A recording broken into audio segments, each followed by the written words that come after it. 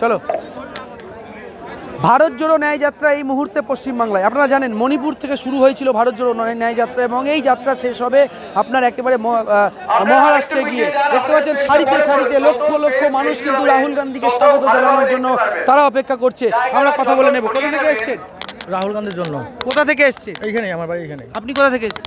আমার বাড়ি এই জায়গায়। কোথা থেকে এসছেন? পোকা লাগাই। কি মনে হচ্ছে 2024-এ কি রাহুল গান্ধী প্রধানমন্ত্রী হতে পারবেন নাকি মোদি আবার থাকবে? পারবে, হ্যাঁ পারবে। কি চাইছেন? প্রধানমন্ত্রী হবে কে? রাহুল গান্ধী। কোথা থেকে এসছেন? জোড়াইমোড় থেকে আসছে এখানে।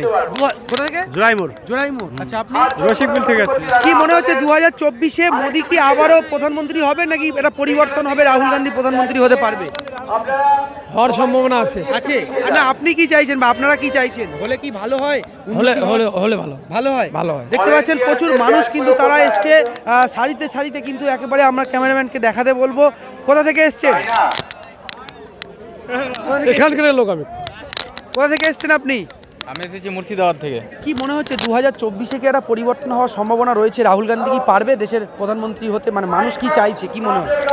মানুষ চাইছে দেশে পরিবর্তন হোক, কারণ বিজেপি সরকার তার যে ওয়াদা করেছিল 2014 লোকসভা নির্বাচনের আগে, তার সেগুলো কোনোটাই পূরণ করেনি। নরেন্দ্র মোদী যুবদের প্রতিশ্রুতি দিয়েছিল বছরে 2 কোটি কর্মসংস্থান করার, কিন্তু নরেন্দ্র মোদী তা করেনি। উল্টে রেল, বিমান থেকে শুরু করে যত সরকারি সম্পত্তি আছে সমস্ত কিছু বিক্রি করে দিয়েছে। তারপরে নরেন্দ্র মোদী শুধু ভোট নিচ্ছে এই রাম মন্দিরের নামে, মানুষকে ধর্মের নামে বিভাজন করে।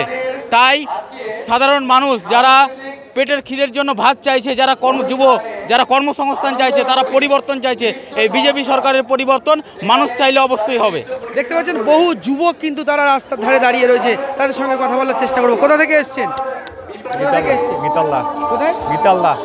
কি মনে হচ্ছে আজ যে রাহুল গান্ধী আসবেন এবং মণিপুর থেকে এই যাত্রা শুরু হয়েছে, মহারাষ্ট্রে গিয়ে এই যাত্রা শেষ হবে, তো কি মনে হয় দেশের প্রধানমন্ত্রী কি রাহুল গান্ধী হতে পারবেন নাকি মোদি আবার থাকবেন? হতে পারে। হতে পারে। আপনারা কি চাইছেন? আমরা তো চাচ্ছি যে রাহুল গান্ধী প্রধানমন্ত্রী হোক। দেখতে পাচ্ছেন দেশের যুব সমাজ মহিলারা তারা কি বলছে আজকে আপনাদেরকে দেখানোর চেষ্টা করব। কোথা থেকে এসছেন?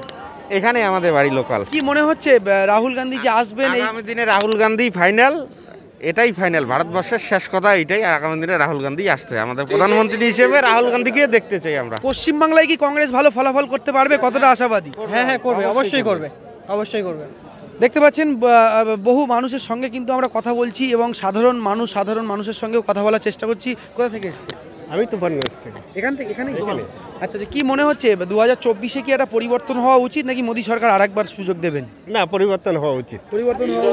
আচ্ছা, এই যে লক্ষ লক্ষ মানুষ আমরা দেখতে পাচ্ছি, এই মণিপুর থেকে যাত্রা শুরু হয়েছে, মহারাষ্ট্রে শেষ হবে, তো এই যাত্রায় সবাই কি কংগ্রেসের নেতাকর্মী না বহু সাধারণ মানুষও এই যাত্রায় হাঁটছে?